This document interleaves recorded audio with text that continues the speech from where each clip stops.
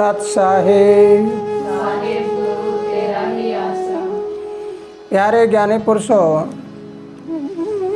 आपने पीछे सुना गरीबी के 16 कारण, फिर सुना आपने 3 कर्ज, फिर आपने सुना 16 सुख। लेकिन जिसके पल्ले 16 सुख आ जाता है और भगवान जिसकी रक्षा करता है तो उसमें 16 कलाएं भी आना शुरू हो जाती है। लेकिन मेरे प्यारे ज्ञानी पुरुषों, एक सवाल बड़ा गंभीर आता है कि जब इंसान 3 प्रकार के होते हैं, एक चर, दूसरा 2 भाषी और तीसरा स्थिर। अब तीनों प्रकार के इंसान में जब हमने खोज किया तो ये पाया गया कि जब मैं जिक्र करता हूँ 16 सुखों का और चर में अगर चले जाते हैं वहाँ जिक्र करते हैं भूत प्रेतों का। किसी में भूत प्रेत आ गया, किसी में चुड़ैल आ गई, किसी में कुछ आ गया, ऐसी ऐसी बातें होती रहती हैं। लेकिन ये इनकार नहीं किया जा सकता कि भूत प्रेत नहीं होते, वो तो होते हैं, लेकिन लागू किस पे होते हैं?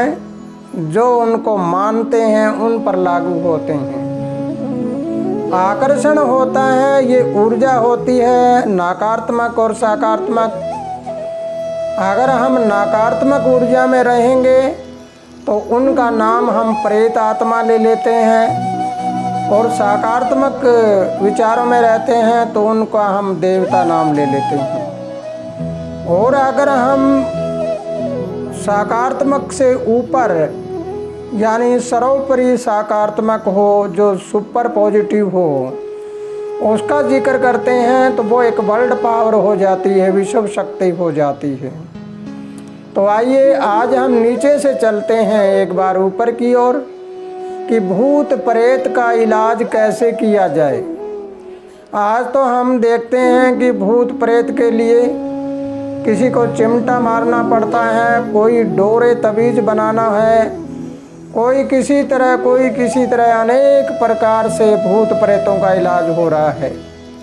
लेकिन मेरे प्यारे ज्ञानी पुरुषों, अगर इस वीडियो को कोई समझता है, इसमें दी गई बातों को कोई समझता है, अगर आप में कोई भी ऐसी बीमारी हो जाए और आपके मन में ये बात बैठी हुई है, आपके दिमाग में ये बात बैठ चुकी है कि हमारे घर में तो कोई ओपरी पराई है, मेरे में कोई भूत प्रेत की छाया है, तो ना डोरे करने हैं, ना ताबीज़ करना है, ना कोई पाखंड रचाना। ज़रा एक बार मिलके देखिए, मिलने के बाद आपको ये पता लग जाएगा कि हकीकत में आप में क्या था। वो भूत प्रेत नज़दीक नहीं रहेगा, उसका अपना ठिकाना है, वहाँ चला जाएगा। लेकिन मेरे प्यारे ज्ञानी पुरुषों, इस दुनिया में 2 ताकतें और है, एक नास्तिक और एक आस्तिक। नास्तिक लगभग कहते हैं कि ये ऐसा कुछ नहीं होता, लेकिन आस्तिक कहते हैं होता है। नास्तिक कहते हैं देवता भी नहीं होता, आस्तिक कहते हैं होता है। नास्तिक कहता है परमात्मा भी नहीं होता, आस्तिक कहता होता है। अब दोनों के बीच में एक संघर्ष है, दोनों के बीच में एक विवादित भाषा पैदा हुई है। लेकिन इसका निर्णय करने के लिए अगर कोई विद्वान हो तो इसका निर्णय करे तो हमें पता लगता है कि दुनिया में कोई नास्तिक है ही नहीं और दुनिया में कोई आस्तिक भी नहीं।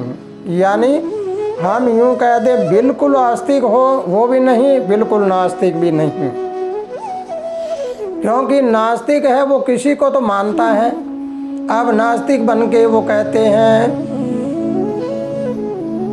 हैं कि इंसान ही सब कुछ होता।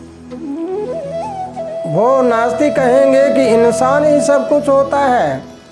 लेकिन अब हमें इस बात को समझना पड़ेगा कि अगर इंसान सब कुछ होता है तो इंसान जब मृत्यु होती है निकलते हैं, तब इंसान के पास अगर ताकत है तो उस प्राणों को ना निकलने दे। प्राण निकलते कैसे हैं किसी को पता नहीं लगता, और इंसान कब चला जाए कोई पता नहीं लगता। इसका मतलब कोई ऐसी ताकत है जो इस ब्रह्मांड को चला रही है, कोई ऐसी ताकत है जो हमारे इस शरीर वाले को ढांचे को भी चला रही है, और कोई ऐसी ताकत है जिसने इतने सारे पुर्जे भी बनाए हैं। लेकिन एक बात आपको समझना होगा, कितना ही बड़ा डॉक्टर हो, कितना बड़ा वेद हकीम हो और कितना बड़ा वैज्ञानिक हो, लेकिन वैज्ञानिक भी इस बात को नहीं जान पाए कि मृत्यु कैसे होती है, निकल कर क्या जाता है। तो प्यारे ज्ञानी पुरुषों, अगली वीडियो में आपको बताऊंगा कि हकीकत में ये मृत्यु और जन्म ये हकीकत में है क्या, और नास्तिक आस्तिक दोनों का भ्रम दूर कैसे हुए। इसी के साथ खुशहाल रहो, आनंद करते रहो। सत्सह।